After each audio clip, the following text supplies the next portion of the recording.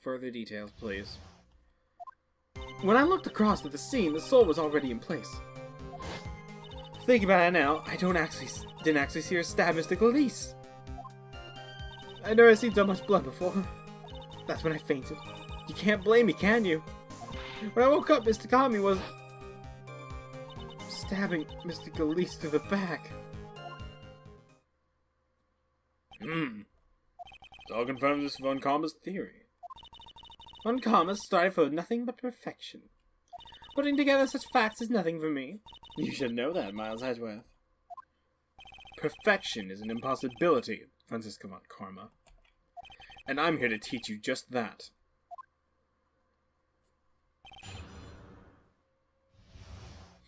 Let's make this quick, shall we? When I looked across the scene, the sword was already in place. At that time, was the victim bleeding? Well, I was very shocked by seeing all this, of course. So I'm not entirely sure. But I don't think I saw any blood. Not then. I'm sure that you didn't. The weapon was acting as a plug in the wound. In any case, let's be clear on one very important point. Did you actually see the instant in which the victim was stabbed? Thinking about it now, I didn't actually see her stab Mr. Gladys. Think carefully. This is important. It's Iris we're talking about here. I'm thinking for all I'm worth. No, when I looked over, the sword was already in Mr. Gladys' body. It might not be a conclusive, but this testimony supports your theory. The victim was stabbed in her room and then dropped in the courtyard. I think this proves it rather well, Miles Edgeworth. I've never seen so much blood before. Blood? So you're saying that you saw the victim's blood? That's right! Some of it is splattered on Iris too. When the defendant was arrested, she was meditating in her room. And her blood-flecked clothing was neatly folded in the corner. What? Her clothes were blood-flecked as well? It's quite conclusive to me. What should I do? Press this point further? Yes.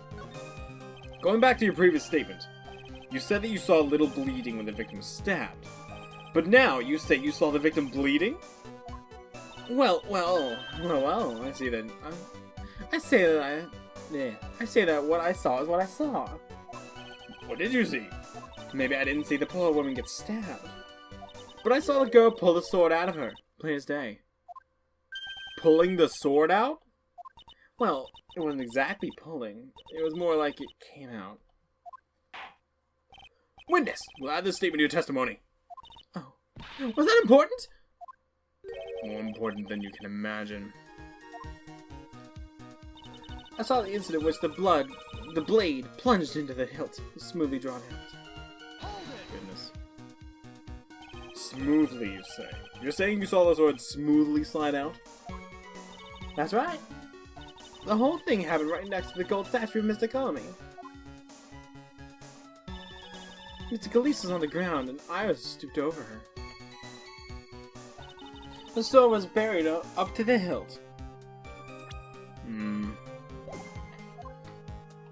When Iris stood up, the sword in her hand just slid out of Mr. Gladys' body.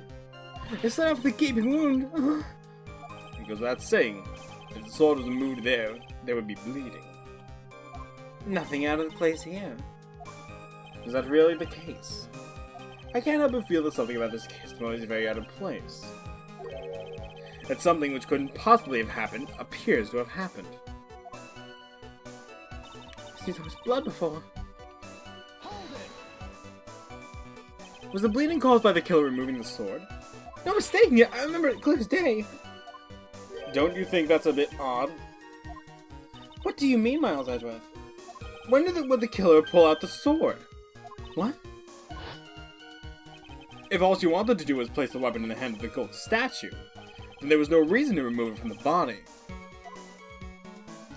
All that would have accomplished is causing the victim to bleed unnecessarily. Your thoughts, Miss Von Karma? That's... Indeed. It is strange now that you mention it. I'm going to need to find an answer to this mystery, too. Anyway, the witness saw something terrible. So what did you do after that, witness? That's when I fainted. You can't blame me, can you? She did faint. Now on to what the killer did next. You saw none of it, correct? Well, I was unconscious. How long were you out for? I don't know. 10, maybe 20 minutes. A young man with a very prickly looking head woke me up. By stepping on me, actually. Not sure I like that method of resuscitation. Well, I wasn't asking for mouth-to-mouth or anything of the sort. But I would have welcomed a more gentle awakening right about then, don't let me tell you.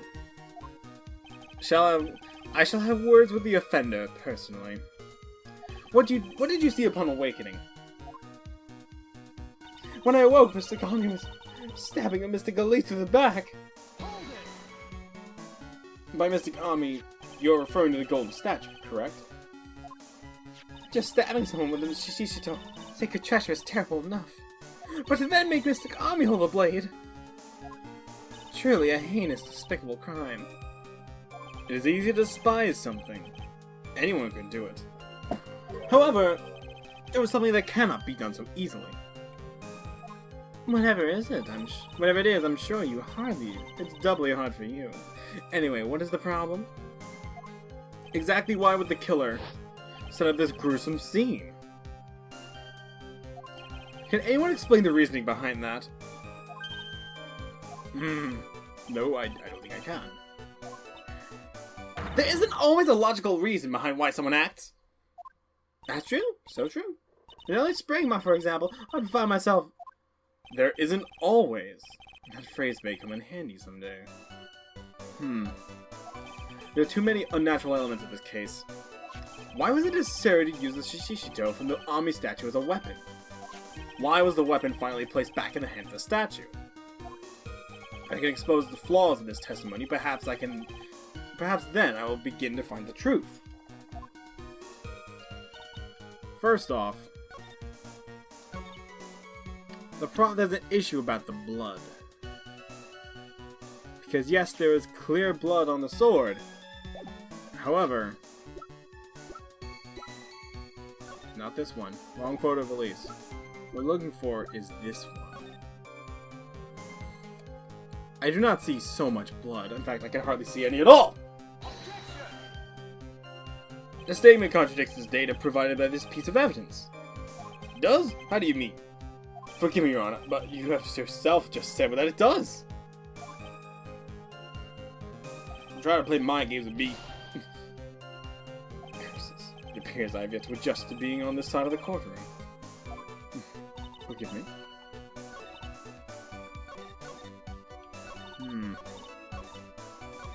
Just wish the blood. Just the blade plunging the health. Drawn out.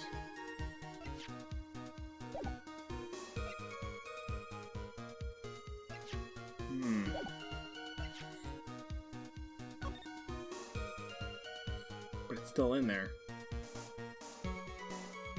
The problem is just the amount of blood that's there. There's so much blood, but there's very little actually.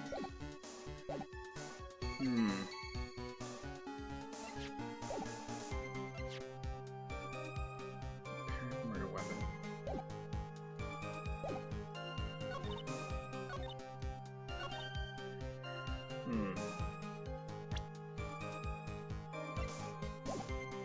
Let's see. Didn't actually see her stab Mr. Elise.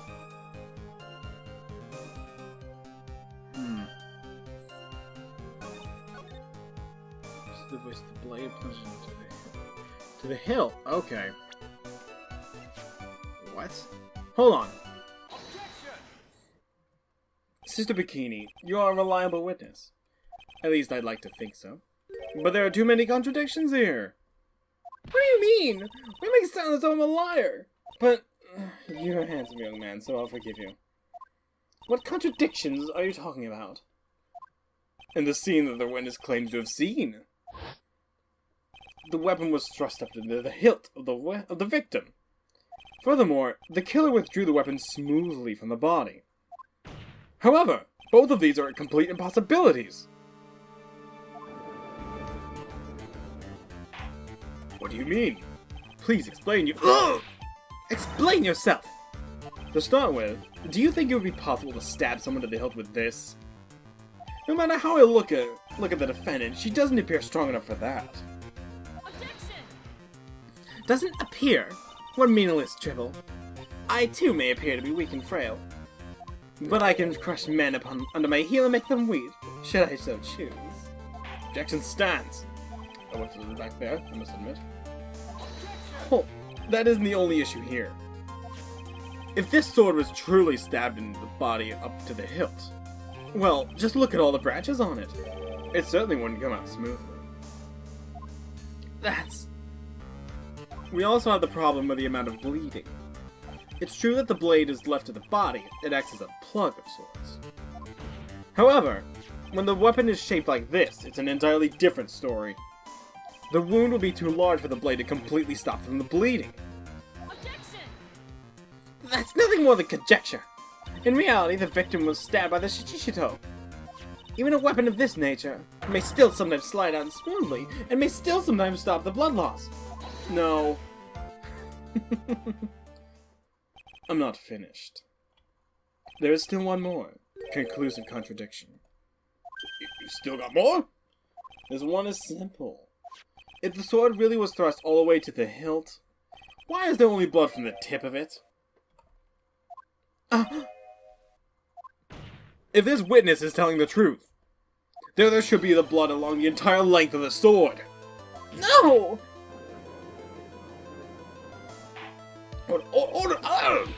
Bravo, Miles Edgeworth.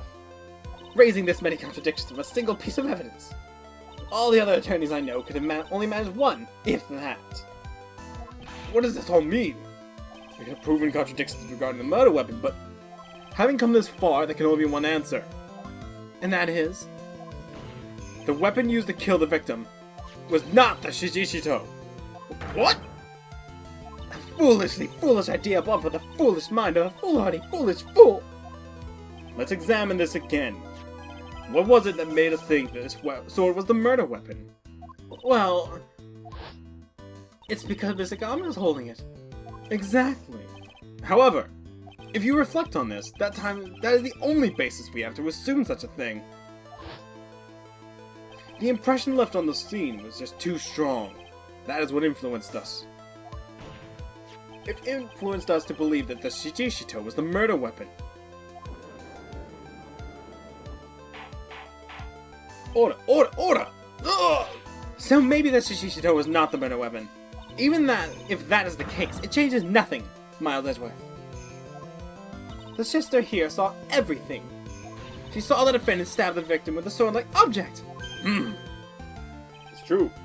You're responsible, Mr. Edgeworth.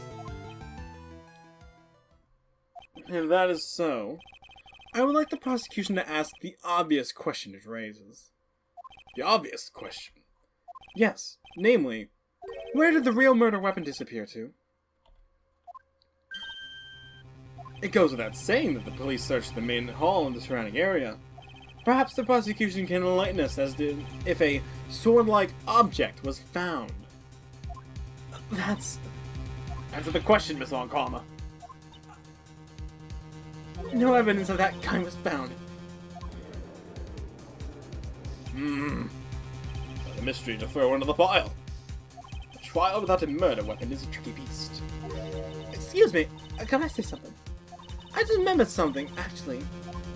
What is it, sister? I was just thinking, it's possible that just maybe what actually happened was, it was just over there. What exactly are you going to on about him? The murder weapon, I mean. Maybe.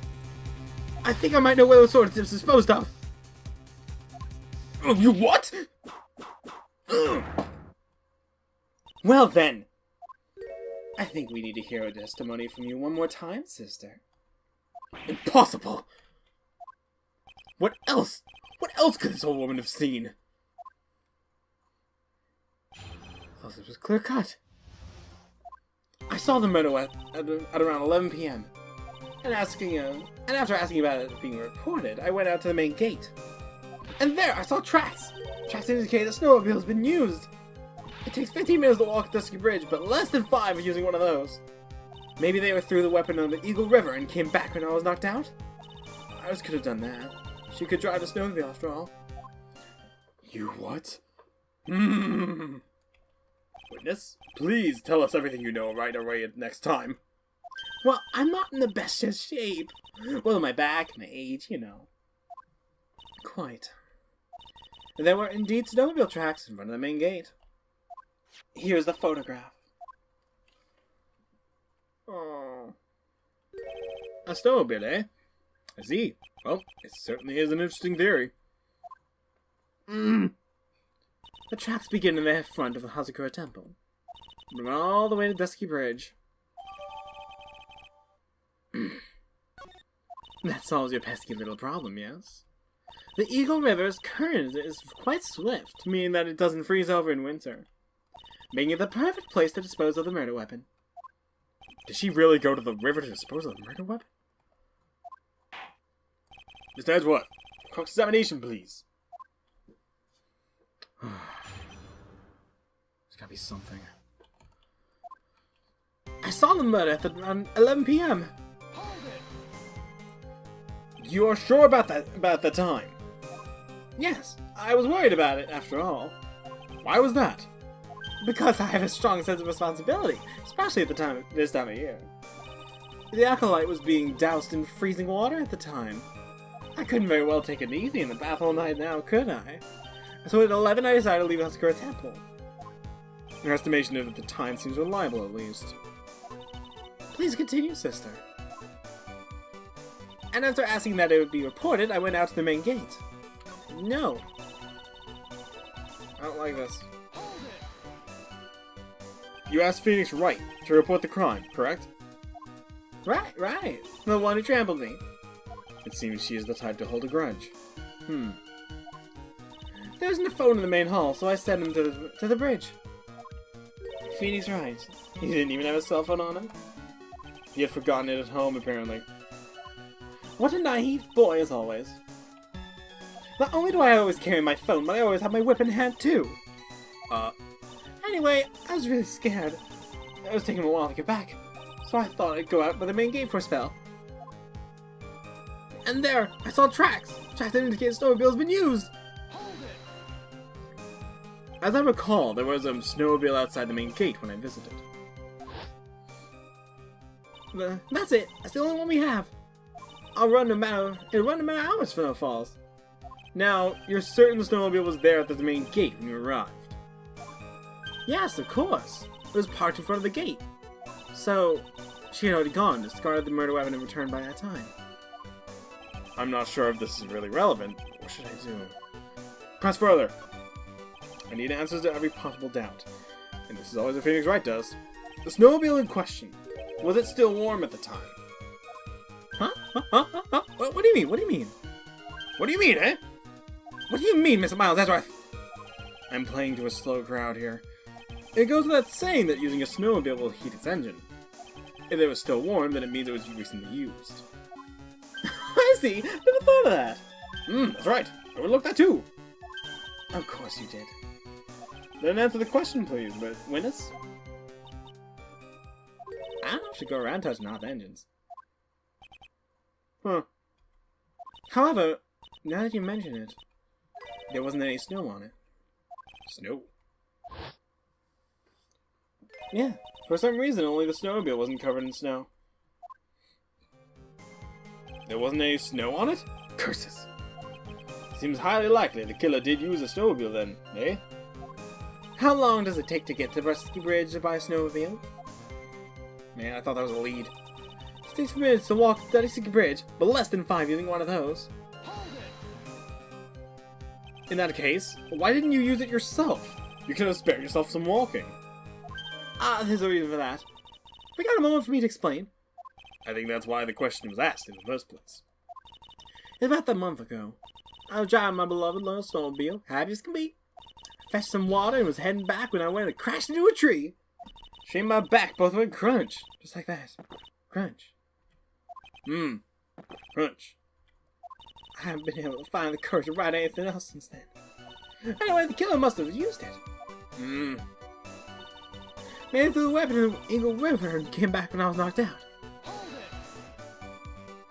Refresh our memory. How long were you knocked out for? Like I said, somewhere between 10 to 20 minutes. It's possible to get to the bridge and back in 10 minutes using snowmobile. I have to concede that is more than enough time. Is that all you wish to concede, Miles Edgeworth?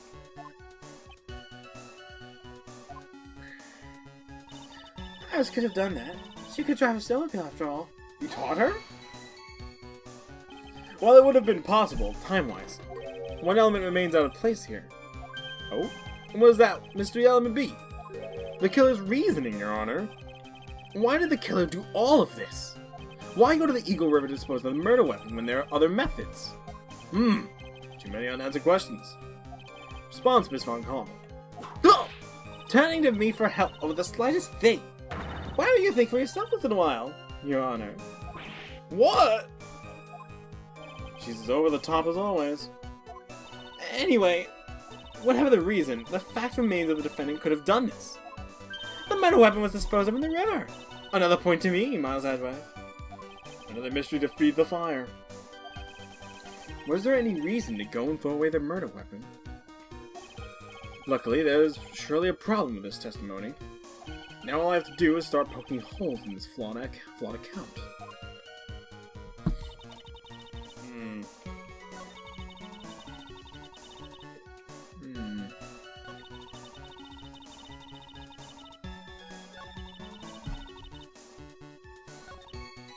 Threw the weapon in Eagle River.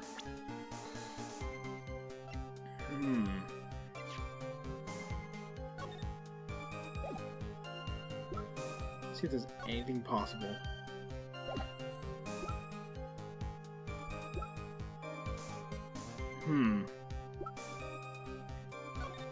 Nope, not that.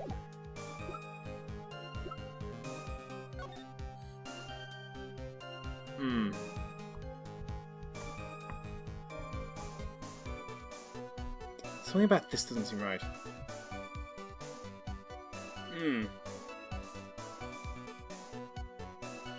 Because at 11, I feel this is important to mention. Your Honor, what do you think of the witness's statement? I don't think there's any problem with it. You say that with such gusto that I suppose I must agree You say it with so much gusto that I suppose I must agree that that is all there is to it. Don't get smart with me. Get smart with this penalty. It would appear that even I can make mistakes. Why are they throwing him around?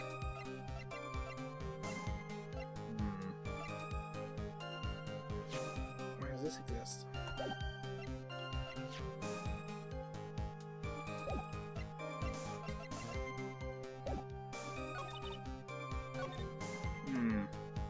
Well, this isn't much, but...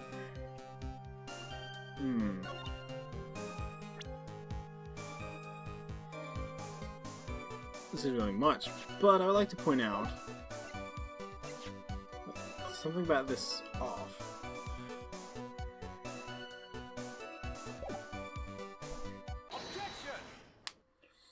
I admit this photograph proves something.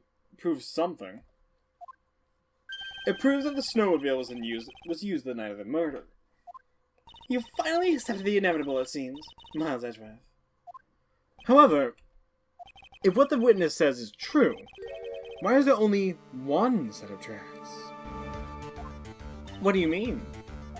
Iris left Hazakura Temple, threw the weapon in the river, and then returned. If this was the case, then naturally there should be two sets of tracks in the snow. Those from heading out to the bridge, and those from coming back. Ah, you're right!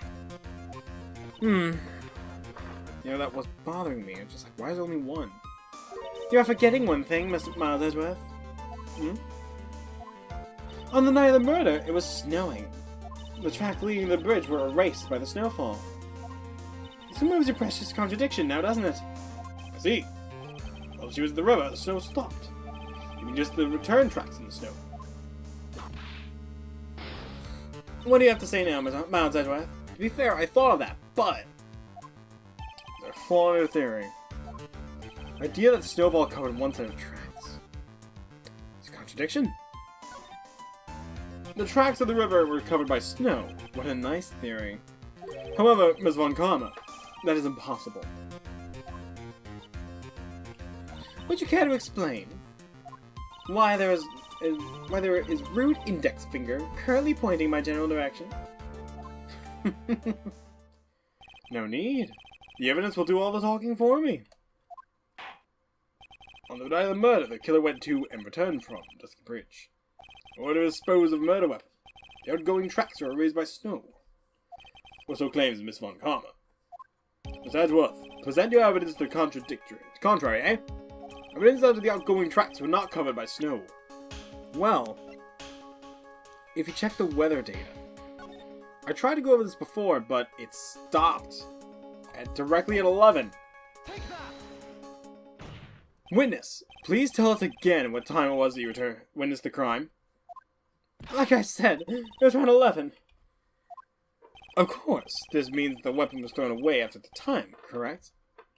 On that note, please take a look at this data. It is the weather report for Eagle Mountain on the night of the murder.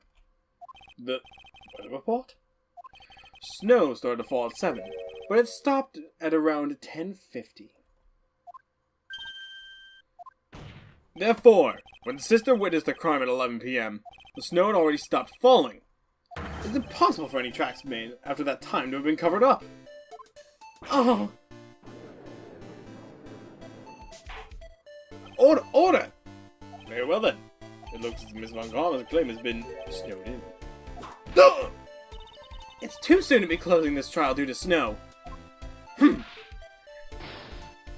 Miss Miles Edgeworth, how pathetic of you to rely on the weather of all things. You just threw the weather at me as the theory. Answer me this then.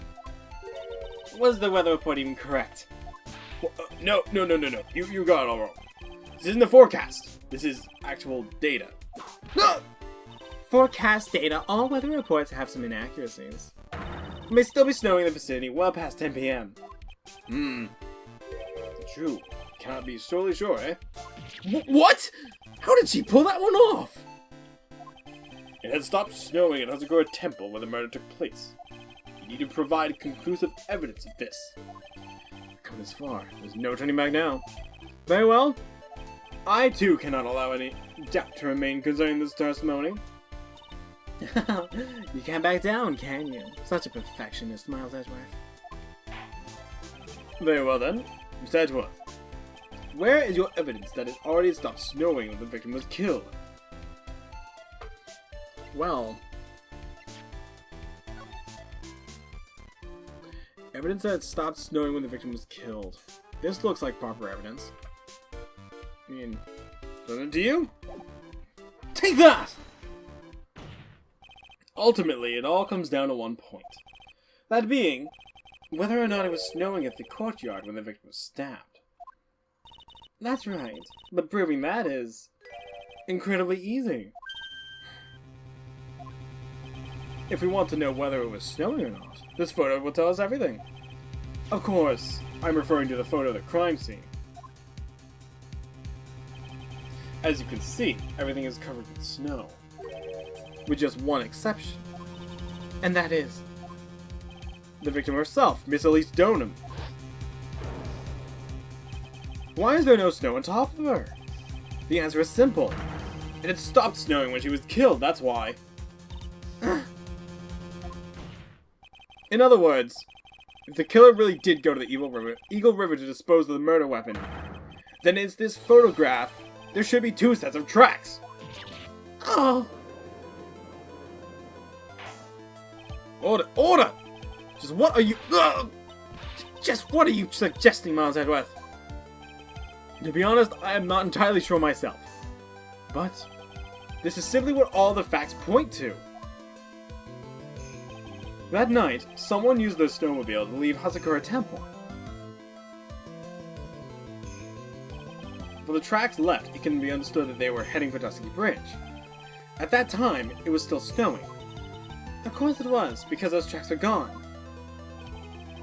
is when this person returned to Huskura Temple. The snow had stopped. Thus, the return tracks remained.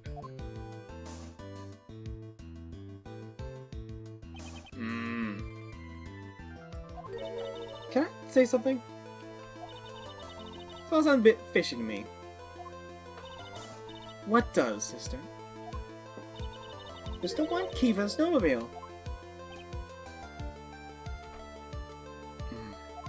Furthermore, on the night in question, we know that the defendant had it. The key was found in her room after the murder. Which can only mean that night I was using the snowmobile to get the inner temple. But I said that she never went there.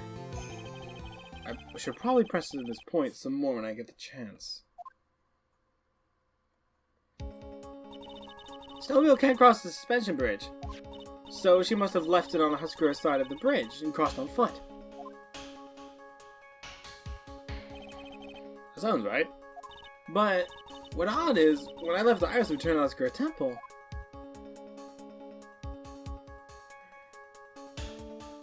I didn't see anything near Dusky Bridge. You must have just failed to see it, sister. Maybe, but when I made it back to Huskura Temple,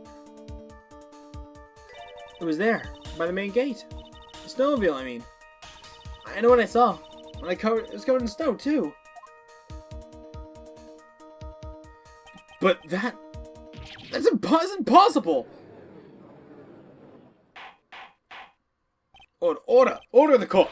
What does this all mean? So then, what was the snowmobile used for? It wasn't taken by the defendant when she went on the inner temple.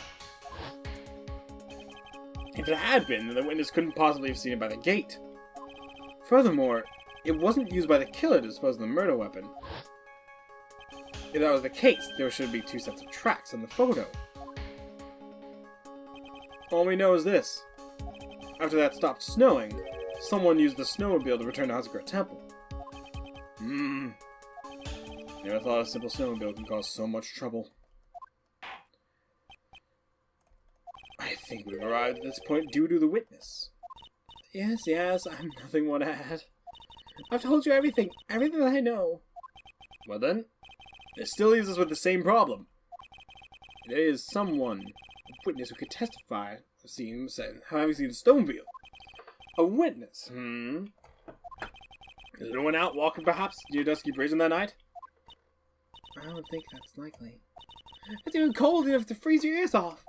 Only an idiot would go out wandering than that. Unless they had something really important to do. That's a shame. Hold on.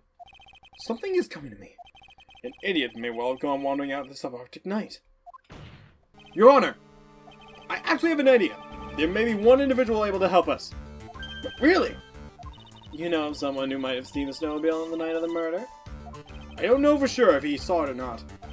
But there are 2 things about him that do come to mind. Which are, first, that he saw something incredible on the night of the murder. And the second being, that individual that I am thinking of was wandering outside in the cold night. In other words, he is our kind of idiot. Mr. Edgeworth, who is this idiot you're talking about? None other than the Butts. This guy must have been the product of Jean-Luc. This guy must be a product of Jean-Luc hold on. Jean-Luc de Leduc's Guide to Obnoxious French Painting. Does he know the book? Did you read that book? Judge? This is Larry Butts, a student of the victim, at least Donham. A student? Interesting. Why was he wandering on the night of the murder? That's, I could tell them all about our designs for Iris, but it may cost us his credibility as a witness before I even call him. He is, after all, an artiste. He was, perhaps, searching for something in the snowy scenery that would move him. Although, I cannot guarantee that this is the reasoning. And so, this unfortunate, unreliable-looking man, what exactly was it that I saw? I intend to extract them from him right here in this courtroom. Summon this useless witness immediately. I have no choice, do I? I believe he is in the gallery for this trial. It will not take long to summon him. Very well. Larry, you may have escaped me yesterday, but today I'm going to get everything out of you. The court will now adjourn for a 20-minute break. Lord Connor, please see you preparing the next witness. Understood, Your Honor. Good. Well then, court is now in recess. Oof.